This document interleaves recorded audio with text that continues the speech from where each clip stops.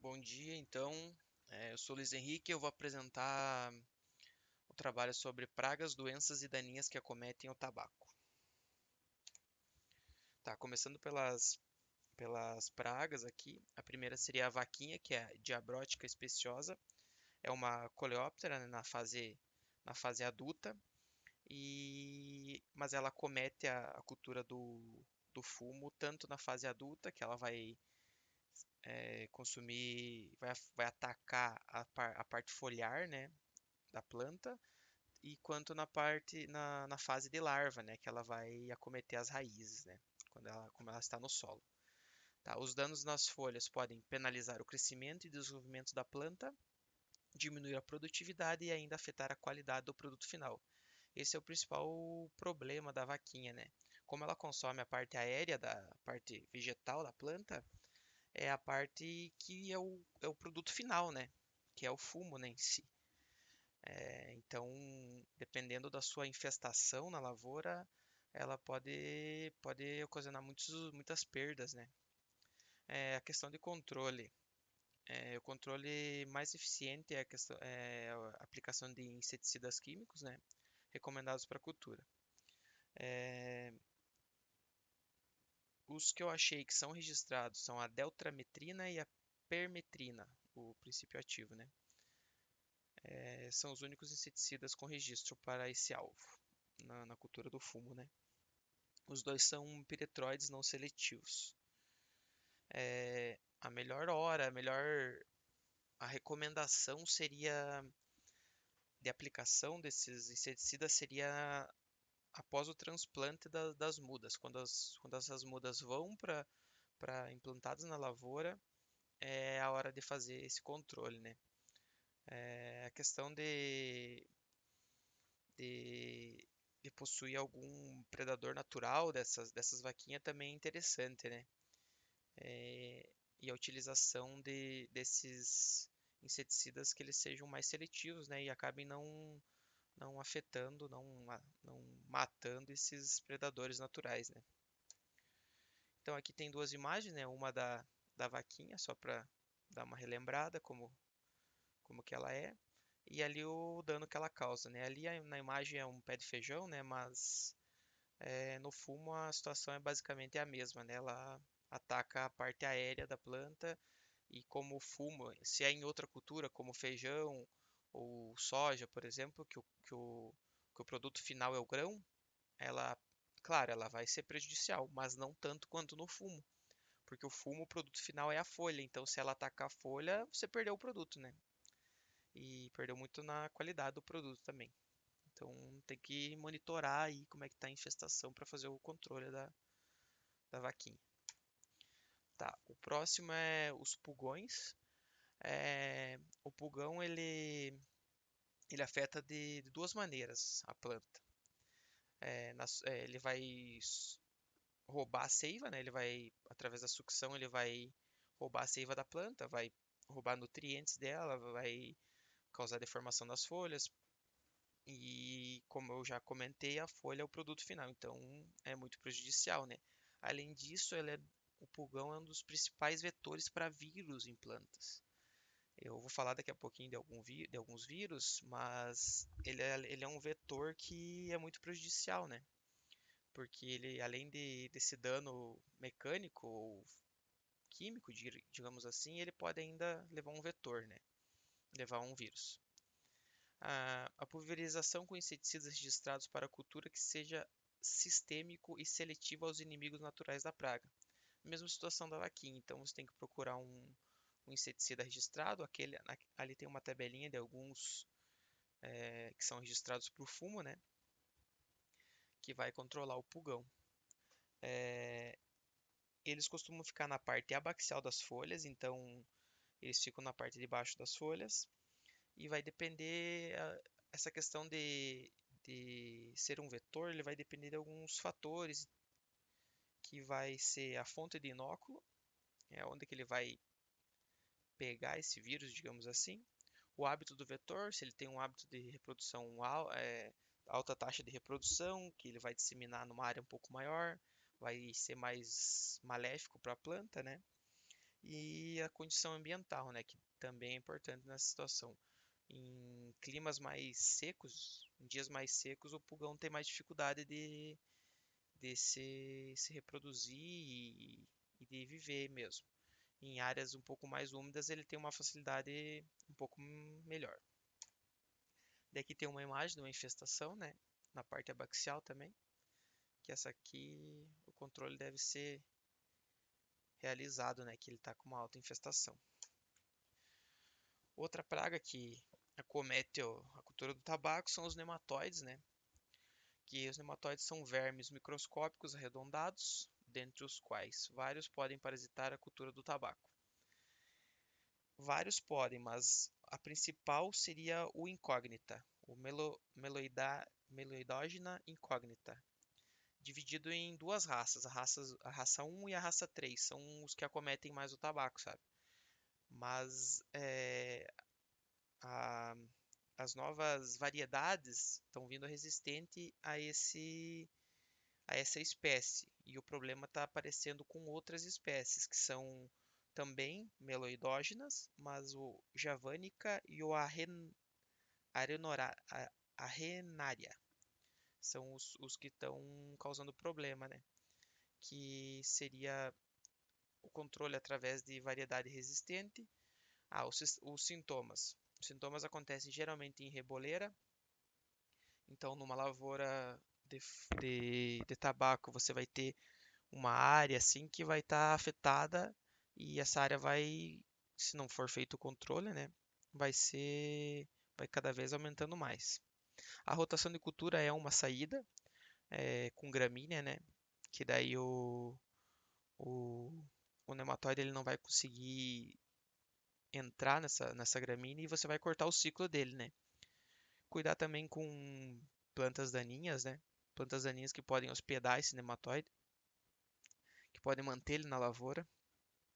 E o uso de variedade resistente, que eu já comentei, né? Que seria uma das principais saídas, né? Então aqui uma imagem, né? Duas imagens.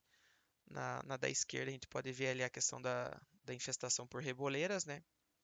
Bem no centro da imagem dá para ver que as plantas estão mais murchas e amareladas.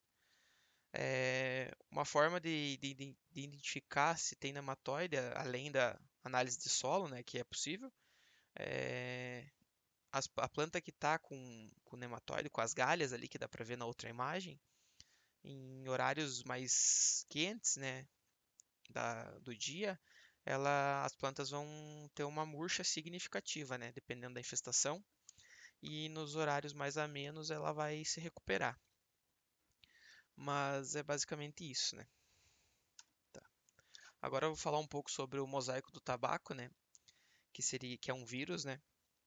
Então, o vírus provoca um padrão de mosaico de manchas marrons na superfície da folha e geralmente não causa a morte da planta, mas pode prejudicar o seu crescimento. Então, como em todas as situações, como o produto final é a folha, se ele vai danificar a folha, você perde o produto final. Uma vez dentro da planta, o vírus libera um código genético, RNA. O DNA da planta fica confundido por esse código com o seu próprio e começa a produzir vírus. Então, ele funciona dentro da planta dessa maneira, né? Bem resumidamente, né? Ele é um código de RNA que a planta vai confundir e a própria planta vai produzir o vírus nela, né? O DNA vai acabar lendo aquele RNA do vírus e vai reproduzir novos vírus, né? Depois da infecção, não existe nenhuma forma de cura ou remédio para essa virose. Por isso, medidas preventivas devem ser adotadas. O melhor método para evitar o TMV é o uso de cultivares resistentes. Lógico, além do uso de cultivares resistentes, por ela não ser um parasita obrigatório, você tem que fazer um controle preventivo, porque o vírus ele vai se manter no solo, né? Como que você pode fazer isso? É, um dos principais vetores, digamos assim, é o homem, através de uso de maquinário é, com a presença do vírus, as mãos, manejo que você pode passar para frente e ter problema aí com o vírus.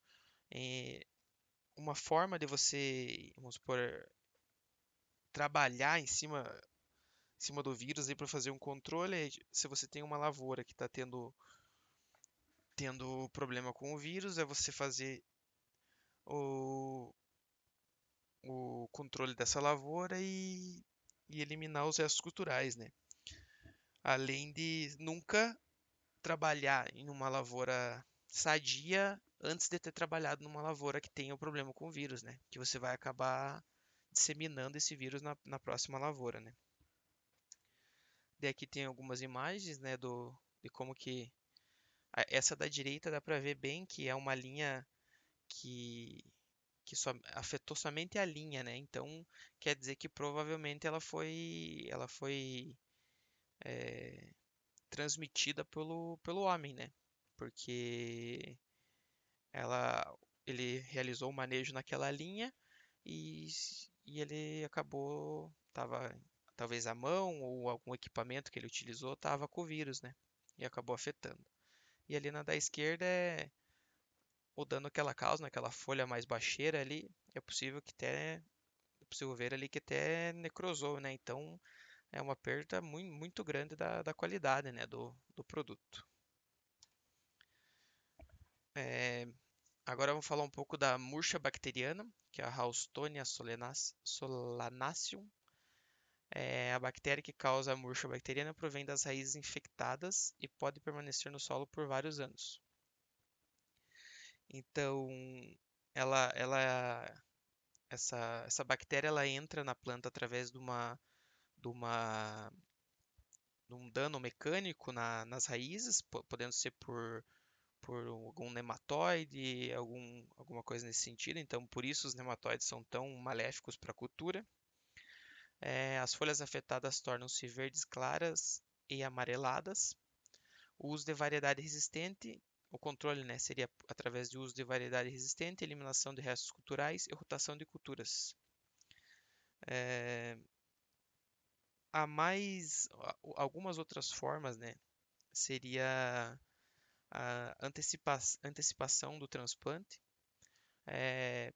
Essa bactéria ela gosta de temperaturas mais altas, né? Então, se você adiantar o ciclo, você vai conseguir escapar dela, digamos assim, ou pelo menos retardar, né, o seu dano, né? Que é uma coisa muito boa, né, para o fumo. E aqui tem duas imagens, né? Ali pode ver que ele afeta mais as folhas do bacheiro, né, da planta, causando até a morte, né, das folhas ali. E na foto da direita é só para identificação, né? Ele, ele coloca o caule da planta ali e se sair aquele pus bacteriano, você está identificando que é uma questão de murcha bacteriana na área, né? Agora eu vou falar um pouco da Fusarium. É, Os sintomas normalmente iniciam de um lado da planta, com o murchamento das folhas, podendo haver uma amarelação ou bronzeamento das mesmas. Ou seja, o que difere a Fusarium da murcha bacteriana é através do teste do copo ali, que você vai diferenciar quando tem o pus bacteriano, ela é uma murcha bacteriana, né? E quando não tem, daí é uma questão de Fusarium, uma situação de Fusarium. Ela pode sobreviver no solo por 10 anos ou mais, então ela não é um hospedeiro obrigatório, né? Ele sobrevive no solo. E a principal forma de controlar a fusarium é o uso de cultivares tolerantes e o uso de nematicidas e rotação de cultura.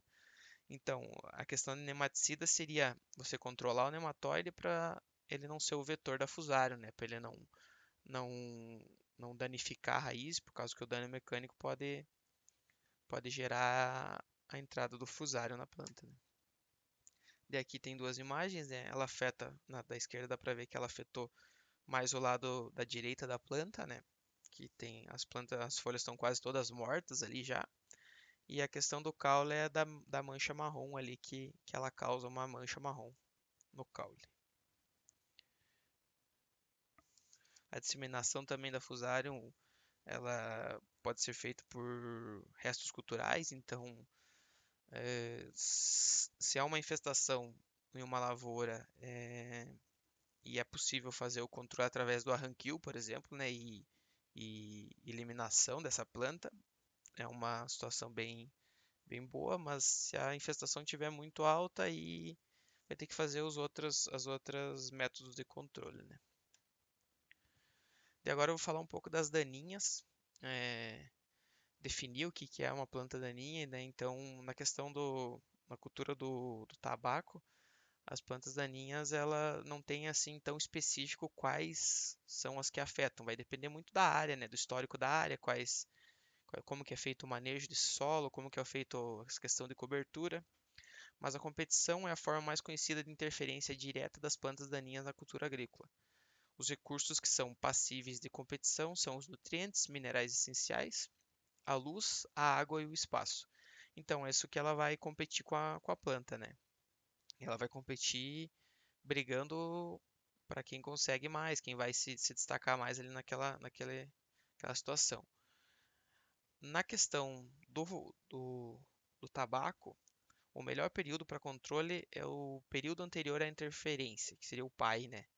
Então, você fazer um controle dessa daninha antes que ela interfira no processo, né? Antes que ela além da questão de competição, ela pode ser vetor de alguma doença, pode diminuir a qualidade também do próprio fumo, né? Através da competição, né? E tudo mais.